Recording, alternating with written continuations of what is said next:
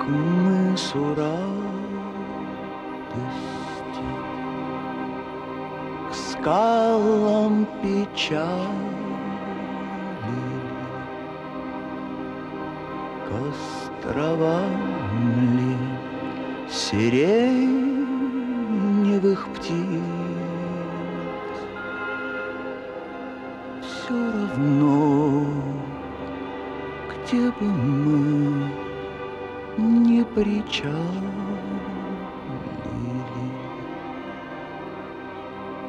не поднять нам с тобой ресниц.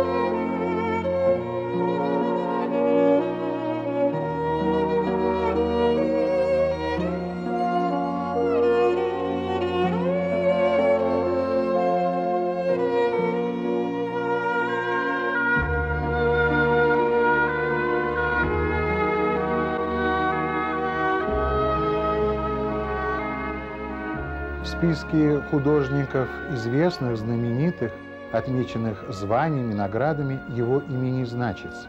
Но чем больше проходит времени, чем больше оно отдаляет нас от его реального периода жизни и творчества, тем ярче разгорается свет его таланта, тем больше интерес проявляют к нему специалисты, искусствоведы, коллекционеры и любители живописи. И среди огромного количества прекрасных работ, написанных талантливыми пейзажистами, его стоят отдельно. Замечательный поэт Михаил Светлов сказал: у кого есть имя, тому не нужны звания, и он был прав. И это тоже о нем, об удивительном художнике Иване Васильевиче Карасеве.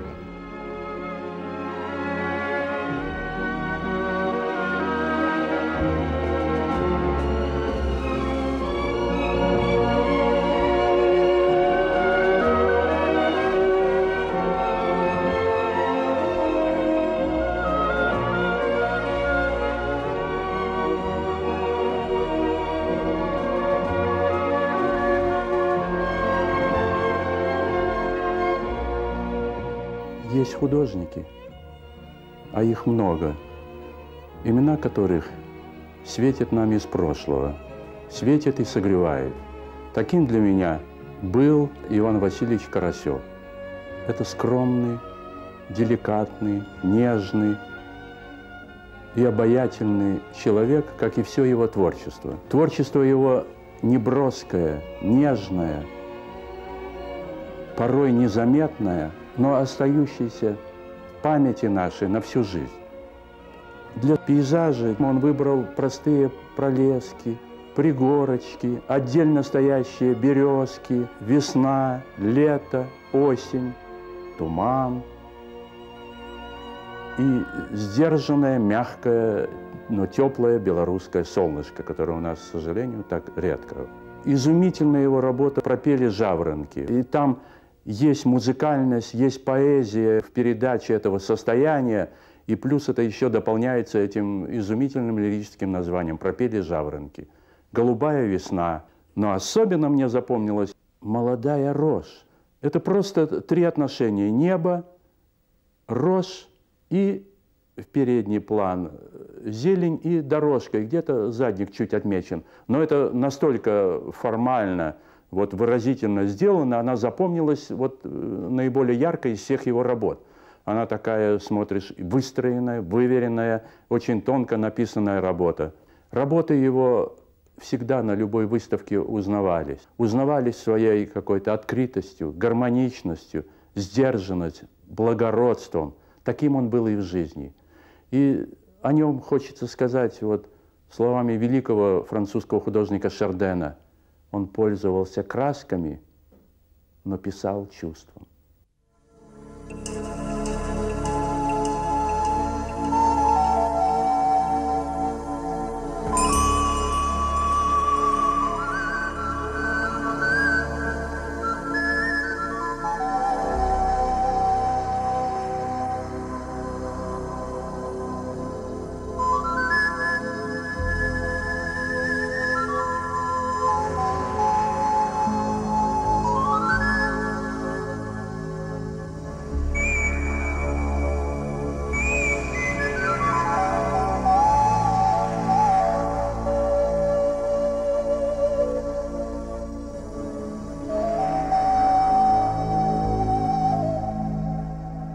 Он не просто любил, он изучал творчество таких великих пейзажистов, как Левитан, Нестеров, Серов, Куинджи. Но самым любимым художником у него был белыницкий Берулян. Он ни в коем случае не подражал ему, нет. Их объединяла всего скорее духовная основа творчества, очень тонкое, трепетное отношение к природе, философское отношение к природе. Он был настоящим подвижником, очень работоспособным человеком и очень часто вместе со своими друзьями, живописцами Антоном Бархатковым и Борисом Аракчеевым на несколько месяцев уезжали на Неман, Березину, в деревню Черневка, где писали пейзажи. Это была для них настоящая жизнь. Это была для него настоящая жизнь среди потрясающей природы.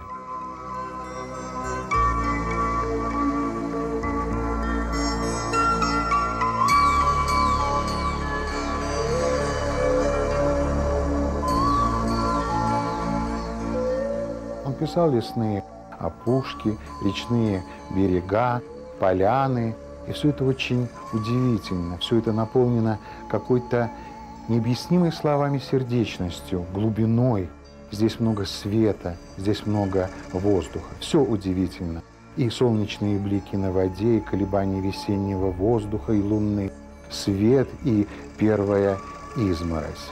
Но ведь мы тоже все это видим, мы в этом живем. Утро, день, вечер, ночь, зима, весна, лето, осень, снег, дождь. Да, мы живем в этом, и это все видим, но по-другому.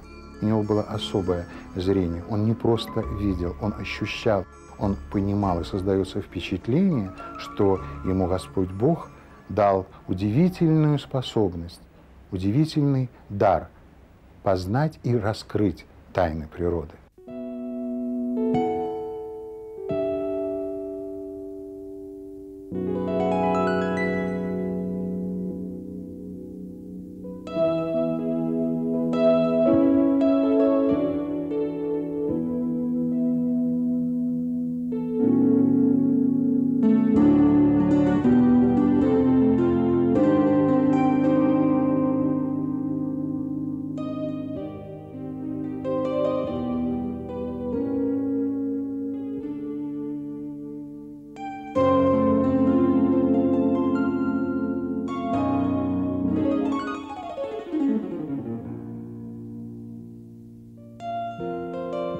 У художника, как у любого человека, есть своя судьба, и у художника есть творческая судьба. И судьба его картин тоже входит в это понятие творческой судьбы художника. В данном случае мы имеем образец такой очень трагической судьбы. В нашем художественном музее всего 2 картины Ивана Карасева. У родственников остатки, просто остатки, такие жалкие, можно сказать, остатки. У коллекционеров где-то по рукам чуть-чуть. Ну и, конечно, в России, он из Брянской области родом, жена после смерти Карасева завещала все произведения Брянскому музею. И она очень правильно сделала, потому что здесь, в Беларуси, художник Карасев оказался никому не нужен. Наши музейные коллекционеры совершенно не заботились о том, чтобы такие имена были представлены достойно в музее. Может быть, трудно уследить за всеми художниками, которые есть в Беларуси, но при этом все-таки нужно уметь отличать очень хороший уровень живописи для того, чтобы наполнять музей все-таки самыми лучшими произведениями. Иван Васильевич был очень добрый и очень интеллигентный человек. Он никого никогда не обидел словом, он никогда ни на кого не повысил слово. Вообще настолько скромный, тихий, незаметный человек, что, наверное, вот эта скромность, она как раз и наложила отпечаток на все его творчество. Ведь у него пейзажи настолько скромные, лиричные, тонкие. Он не искал каких-то сюжетов пафосных, которые бы могли вместить там всю огромную любовь человека к земле. Он находил тонкие пейзажи и усложнял в этих пейзажах задачу для себя, как для живописца. Вся работа строилась на нюансах. И мне очень нравятся его вечерние пейзажи, ночные особенно сложные, невероятно. Или там предрассветный туман, или дым от паровоза, допустим, несущегося по степи. Удивительно он умел написать то, что трудно уловить взглядом. Это нужно было поймать только каким-то внутренним чувством, внутренним глазом живописца. Его лирика, она настолько на уровне души, что сейчас, глядя на его произведения, можно только удивляться, как мужчина в состоянии чувствовать вот настолько сложно и тонко природу. Это ж каким нужно быть художником, чтобы суметь это видеть, а еще более передавать. Для живописца это очень сложно.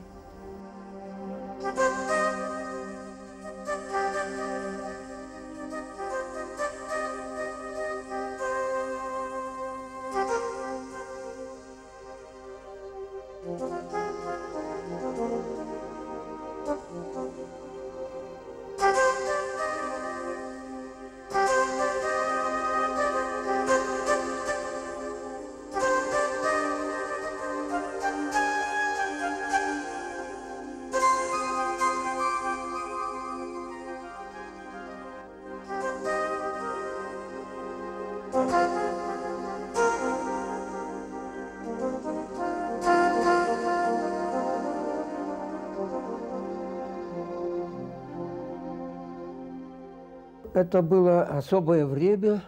Наш первый выпуск только кончил академию, и мы вышли на свободные хлеба. И надо было мне встретить вот такого человека, как Иван Васильевич Карасев.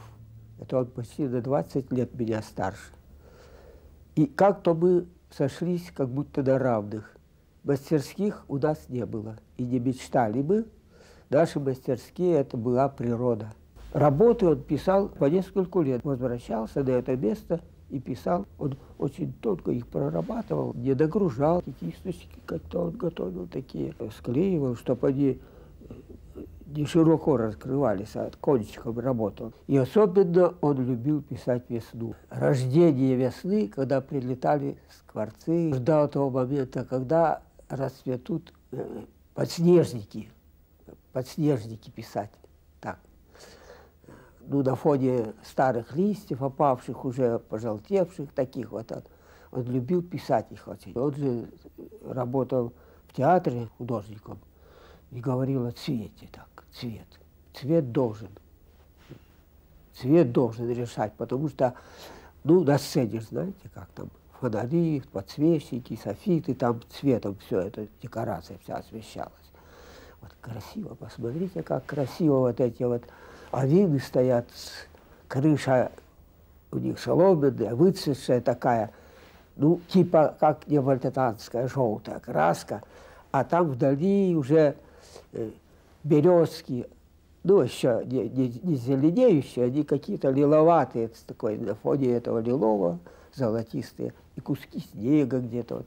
Очень такой тонкий живописец был.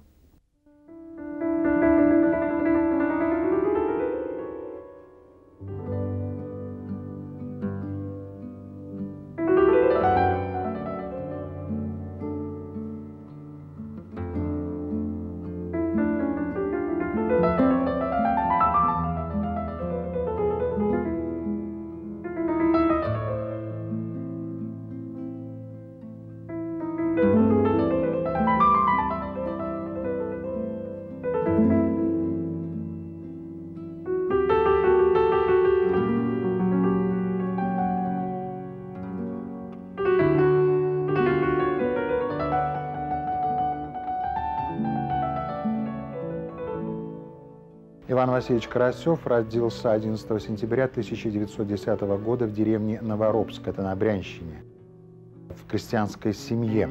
Он получил прекрасное образование в Ленинградском институте живописи, скульптуры и архитектуры имени Репина. Его преподавателями были известные мастера советского изобразительного искусства. Это Петров, Водкин, это Орешников и Френц. Надо сказать, что он учился сразу на 3 факультетах. Сначала он учился на живописи станковой, затем на факультете монументальной живописи, потом декоративной. И когда он закончил институт, то сначала проявил себя как театральный художник.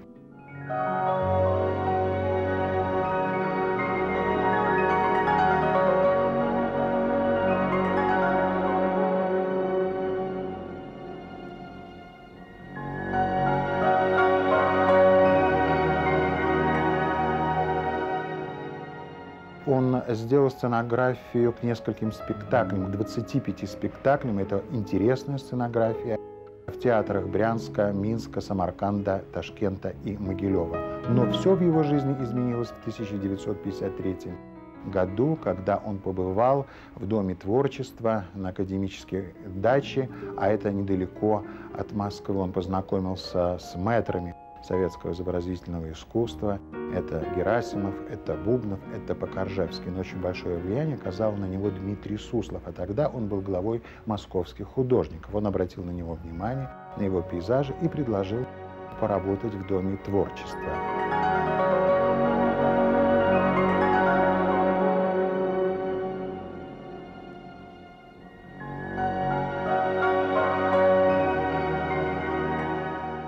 Наверное, и беседы с известными мастерами живописи, и влияние Дмитрия Бубнова, и влияние великолепной русской природы заставили его сделать свой окончательный выбор. И этим выбором стал пейзаж. Наверное, другого выбора он сделать и не мог, потому что от природы был наделен удивительными талантами и качествами. Он умел слушать и слышать природу, ощущать и понимать ее.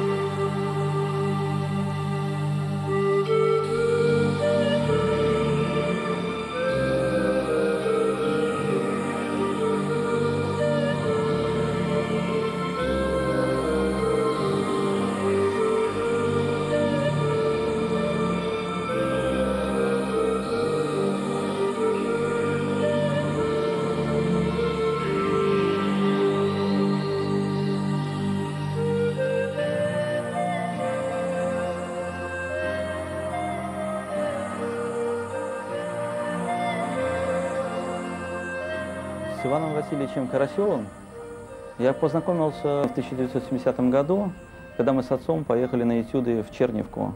Это на Березине, удивительное, красивое место в Беларуси. Мой отец всегда писал практически один. Любил уединение, тишину. Единственное, с кем он мог работать, это только Карасев. И они как бы друг друга дополняли. Они оба были люди молчаливые, спокойные, расходились один в одну сторону, другой в другую. Вечером они немножко могли пообсуждать свои работы. Я целый месяц прожил тогда рядом с Карасевым. Каждый день уходил утром, приходил поздно под вечер. Он просто иногда гулял, смотрел на природу. Тонко воспринимал это все, очень переживал. Это блестящий живописец, поэт, настоящий музыкант живописи. Отец очень много говорил, что он по 5-6 лет возил одни и те же работы на одно и то же место. Он не мог остановиться, он сделал работу, ему хотелось ее сделать лучше, он ее улучшал. Уже вроде бы прекрасная работа, но всегда он продолжает. Постоянная неудовлетворенность. Удивительно какой-то тактичный. Никогда я от него не слышал какого-то грубого слова или громкого слова. То есть он был весь в пейзаже, он очень подходил для пейзажиста. Это был чистый образец пейзажиста. Он был такой же сложный, как сама природа, такой же тонкий, как сама природа, такой же красивый, как сама природа человек. Последняя его персональная выставка, это перед самой его смертью. Я помню, что на этой выставке были толпы художников. И когда бы ты ни приходил, я ходил на эту выставку раз 5, потому что работы просто завораживали. Я помню, всегда на этой выставке толпились художники. И было полное единодушие, что это гений белорусского пейзажа.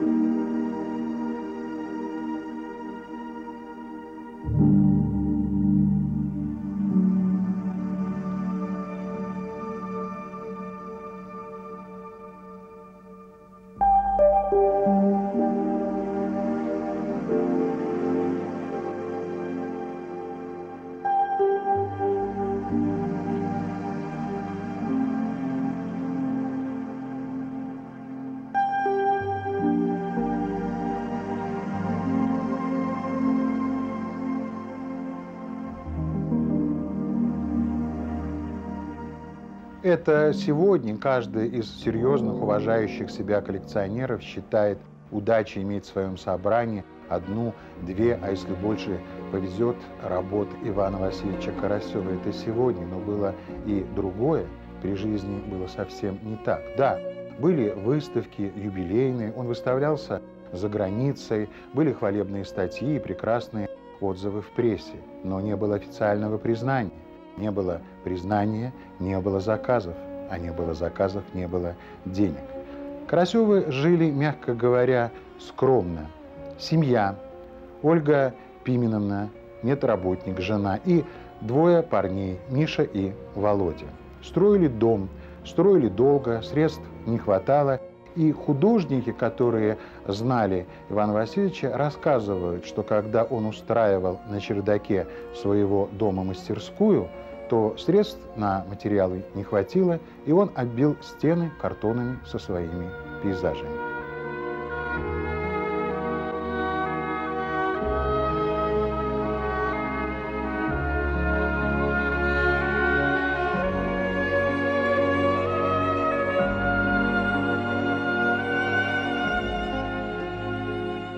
Он продолжал работать сосредоточенно, упорно, а твердости характера ему было не занимать. Он был человеком замкнутым, немногословным, и в то же время очень интеллигентным и мягким. И когда он работал, он всегда помнил самое главное, главную заповедь художника-пейзажиста. Для того, чтобы отразить состояние природы, нужно все время совершенствовать свое внутреннее зрение, чтобы передать настроение природы.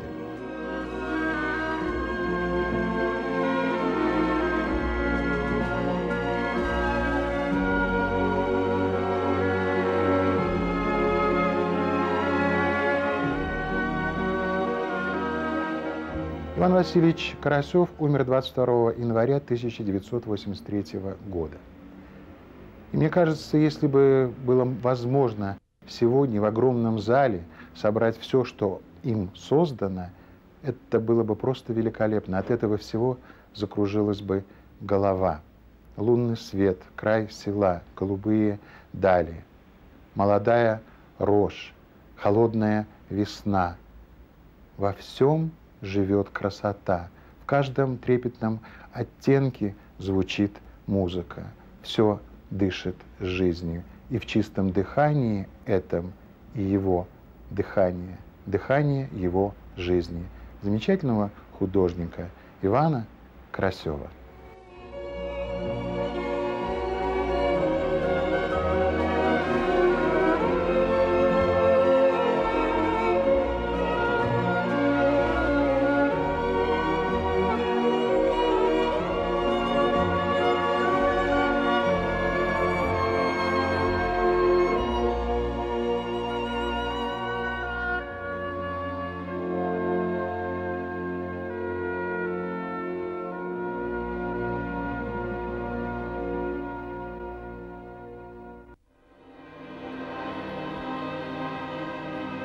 Все равно, где бы мы не причалили,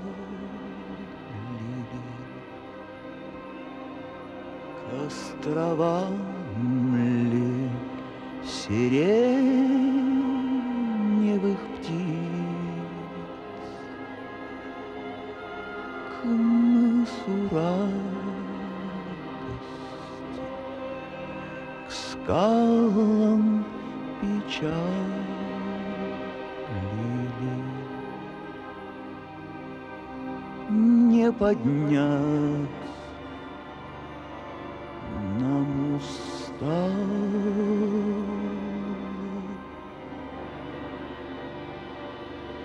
ресниц.